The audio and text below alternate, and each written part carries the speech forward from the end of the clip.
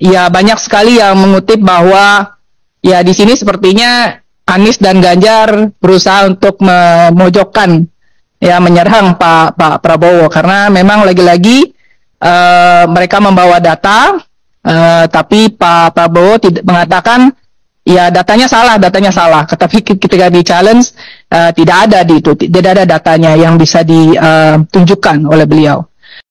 Halo Sobat Fakta 5D, ketemu lagi dengan 5D yang terus mengabarkan fakta viral seputar perpolitikan tanah air yang terus saja makin panas karena makin mendekati Pilpres 2024. Yang menarik mengamati komentar dari CSIS Media Center. CSIS dengan ketuanya Lina Alexandra menggelar media briefing. CSIS sendiri adalah salah satu lembaga survei yang cukup kredibel dan menentukan. Melihat komentar dari CSIS ini tentu sangat menarik karena pihak luar yang netral. Lina Alexandra selaku ketua CSIS mengatakan bahwa ada upaya untuk memojokkan Prabowo dari Anies dan Ganjar soal debat kemarin, debat capres yang ketiga. Mereka berdua, Anies dan Ganjar, menyerang Prabowo soal data dan harusnya memang Prabowo ini tahu datanya. Tetapi Prabowo beralasan bahwa data ini tidak bisa dibuka ke publik. Inilah yang kemudian menjadi dalam tanda kutip kekalahan telak Prabowo dari kedua capres saingannya. Padahal Prabowo merupakan orang yang bergelut di bidang pertahanan dan keamanan cukup lama. Diprediksi Prabowo lah yang akan unggul, tetapi kemudian tiba-tiba ternyata kondisi berbalik, guys. Nah, dalam hal ini bahkan beliau mengatakan tidak etis kalau harus dibuka datanya. Kelemahan sendiri dibuka kepada pihak-pihak luar, gitu ya.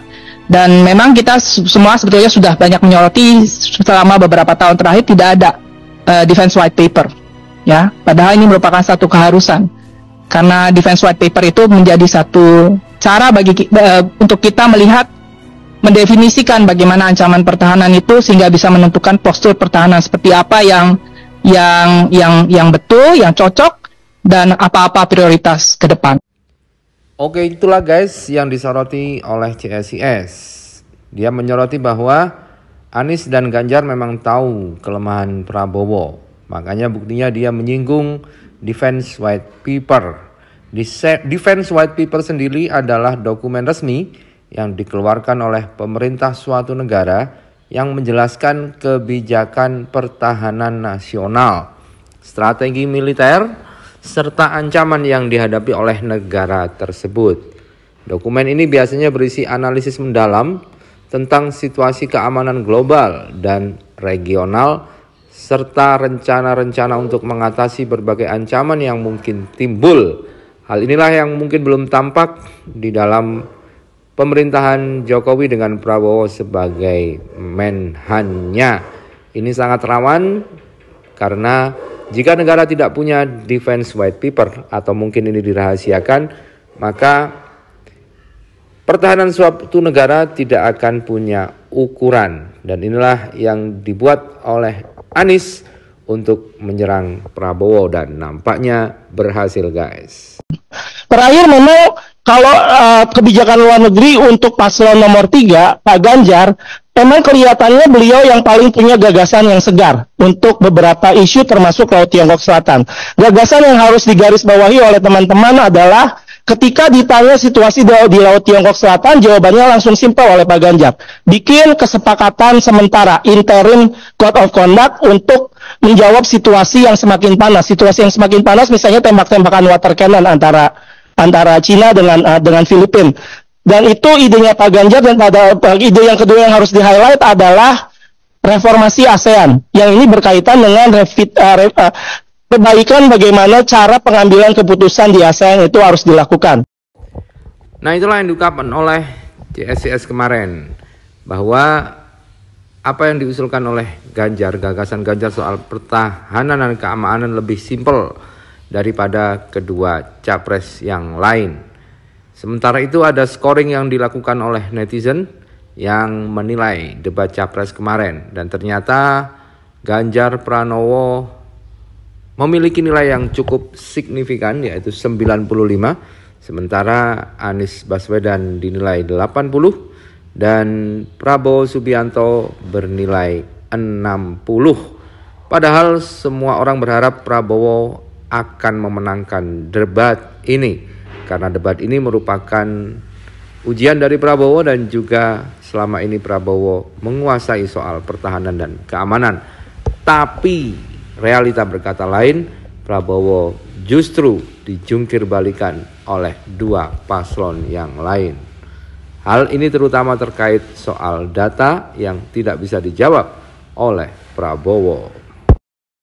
Saya sayangkan justru paslon nomor 2 itu tidak bisa menyangkal atau menjawab, merespon itu juga dengan data. Sebenarnya bisa ya, Prof ya? Harus. Artinya sudah disiapin lah. Ini pasti akan diserang dari kanan dan saya kiri. yakin itu pertanyaan juga sudah bisa diduga.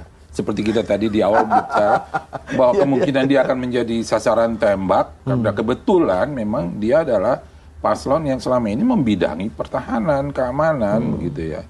Pertahanan lah yang paling ini ya, yang paling pas gitu ya. Jadi dia harusnya siap dengan data itu bagaimanapun terbatasnya gitu ya. Tidak menjawab dengan ini rahasia, ini harus bicara di ruang-ruang khusus dan seterusnya. Tapi itu tadi yang ditanyakan banyak hal rahasia apa enggak sih, Prof? Sebetulnya udah bukan rahasia. Ini bicara soal konfirmasi saja atau klarifikasi. Kalau dia bilang salah, kasih tahu dong yang benar ya. Ini kan ruang publik yang juga publik tentu berhak tahu gitu ya. Jadi kalau dibilang rahasia negara apa, kayak tadi sudah diungkap bahwa dasarnya paslon 1 mengatakan ada 360.000 sekian hektar, itu kan katanya ungkapan dari data presiden juga sendiri. Gitu misalnya ada referensinya semua gitu. Sayangnya ketika merespon paslon 2 itu tidak dibekali oleh referensi yang cukup. Boro-boro referensi, data pun dia nggak sebut. Yang nggak boleh maju cawapres diatur di MK, yang nggak bisa debat diatur di KPU, pokoknya diatur lah, atur rebel semua ini gitu. Ya tapi saya mengerti kenapa pasangan Prabowo Gibran ini nampaknya ketakutan sekali untuk menghadapi debat capres-cawapres, karena di debat capres-cawapres hanya pasangan Prabowo Gibran ini yang nampaknya memang akan keteteran gitu. Kalau Pak Ganjar dengan Pak Mahfud nggak bisa kita ragukan gitu. Pengalaman beliau itu udah lengkap sempurna lah gitu ya. Pak Ganjar 2 periode menjadi gubernur, 2 periode menjadi anggota DPR. Pak Mahfud apalagi pernah jadi anggota DPR, menteri, ketua MK, udah pernah semua nih Pak Mahfud, udah lengkap gitu ya. Jadi mau ditanya apapun, mereka mengerti permasalahannya, mereka mengerti solusinya.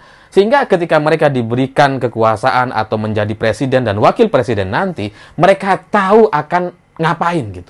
Udah ada di dalam pikiran mereka. Disuruh dihadapi dengan berbagai persoalan, mereka udah ada jawabannya. Tapi kalau Prabowo Gibran, ini kan nggak banyak pengalamannya. Prabowo juga baru jadi menteri kemarin kan gitu ya. Gibran juga baru jadi wali kota baru 2 tahun gitu. Jadi